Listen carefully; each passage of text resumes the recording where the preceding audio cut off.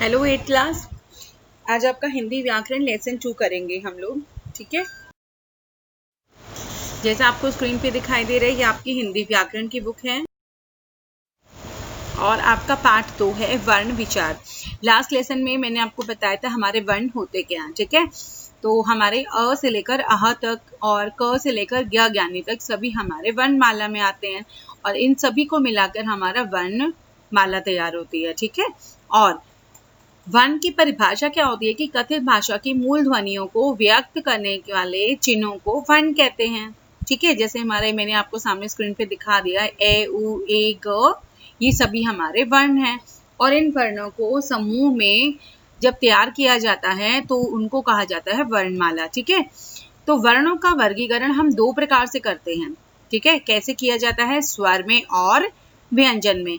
आपको देखिए नीचे यहाँ पर आपके कुछ कैटेगरीज दे रखी हैं, जैसे हमारा अ से लेकर ओ तक तो हमारे स्वर हो गए और ये हमारे क वर्ग में आपके आते हैं क ख ग घ ड़ और च वर्ग के आपके सामने लिखे हुए, इन सभी को स्पर्श व्यंजन का नाम दिया जाता है। ठीक है, और य र ल व आपके अंतस्थ हो गए और उष्म हमारे हो गए श स स ह, अ हमारे हो गए आयोग वा। ठीक है, और अब इस तरीके से का जो है ये आपको स्क्रीन पे दिखाई दे रहे हैं। हमारे 2 प्रकार के होते हैं, मैंने अभी पीछे बताया था। स्वर हमारे क्या होते हैं, अब हम यहाँ स्वर के बारे में जानकारी लेंगे। स्वर होते हैं हमारे जो बिना किसी सहायता के जिनका उच्चारण होता है। ठीक है, और उनमें कोई भी किसी रुकावट के लिए मुख से जो वायु बाहर निकलती है वो स्वर कहलाते हैं। ठीक है, और ये मात्रा जो वर्णमाला है 11 होते हैं।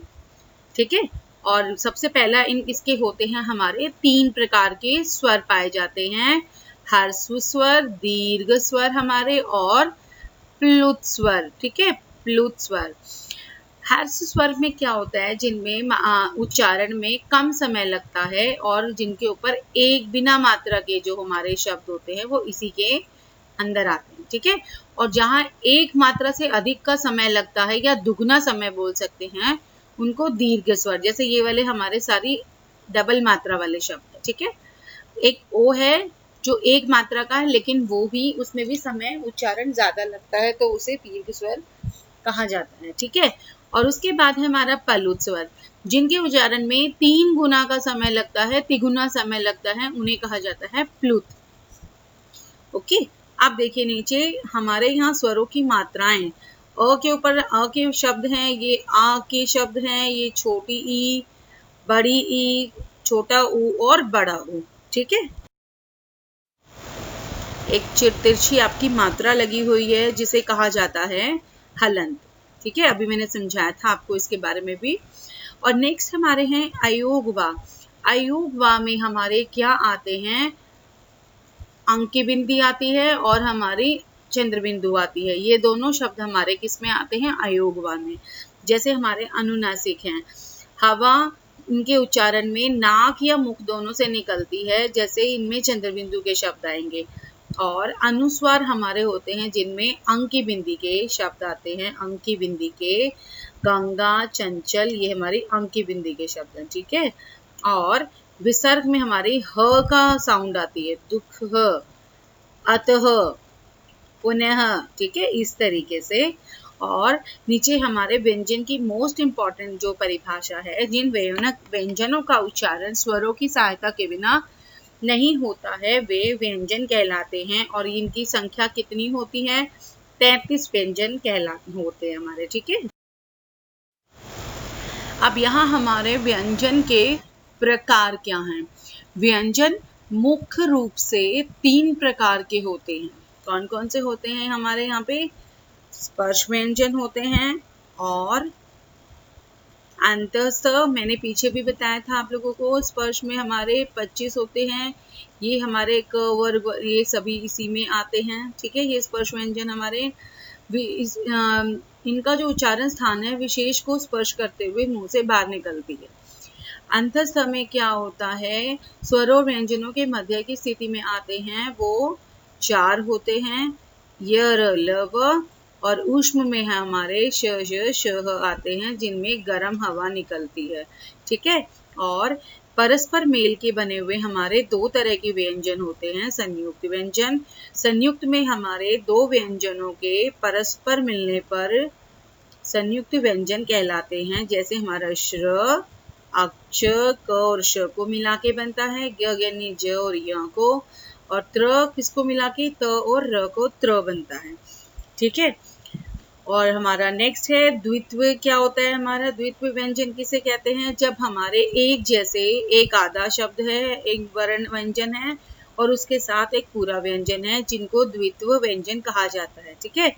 और उच्चारण के आधार पर हमारे व्यंजनों के प्रकार कितने हैं? अल्प प्राण, यानी जिन व्यंजनों के बोलने में कम और कमजोर होकर हवा निकलती है, जिनको कहा जाता है अल्प प्राण। ठीक है। और जिनमें क्या होता है? ज्यादा हवा निकलती है, वायु की मात्रा अधिक होती है, उन्हें कहा जाता है महाप्राण। ये हमारे इनके उदाहरण हैं। प्रयत्न के आधार पर हमारे, प्रयत्न का मतलब होता है जिनको बोलने में कितनी कोशिश होती है। प्रयत्न के आधार पर हमारे दो भेद हैं, अभ्यंतर और बाह्य प्रयत्न। ठीक है। ये हमारा अभ्यंतर हो गया और ये हमारे बाह्य, जिनके भीतरी प्रयत्न किया जाता है और बोलने में, उच्चारण में, और बाह्य में होता है कि बाहर का प्रयत्न किया जाता है। ठीक है। बाहर से ही प्रयत्न, मुंह से ज्यादा जोर लगाना नहीं पड़ता है। अब भाषा में जो अक्षरों को जिस प्रकार से बोला जाता है, यानी जिस तरीके से उनकी आवाज निकलती है हमारे मुंह से, उनको कहा जाता है उच्चारण कहा जाता है। ठीक है। अब जैसे ये हमारे कुछ अशुद्ध हैं।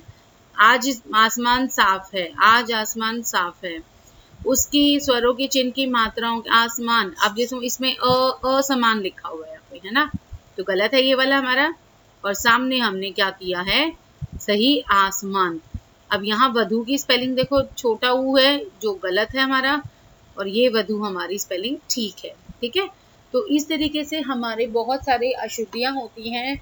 अगर एक मात्रा भी गलत हो जाती है तो हमें उनको ठीक करके शुद्ध बनाना होता है। ठीक है। तो यहाँ हमने व्यंजनों से कुछ संबंधित अशुद्धियां हैं जो हम कैसे ठीक करते हैं। जैसे आपको दिख रहा है, ये आपका पुत्र है, पुत्र आपका है, इस तरीके से नहीं लिखा जाता है आपका पुत्र। ये आपको दिखाई दे रहा है इस तरीके से पुत्र। परीक्षा नहीं होता, परीक्षा होता है। ये जैसे आपके ऊपर है, धर्म को इस तरीके से र ऊपर आता है हमारा, क्र य इस तरीके से, डर आ मा ड्रामा इस तरीके से इनको अलग करके खोल कर लिखा जाता है। और ये वृत्त वाले जिनके वर्ण में पैर नीचे की तरफ भी मात्रा आती है, ये सब। ठीक है। और कुछ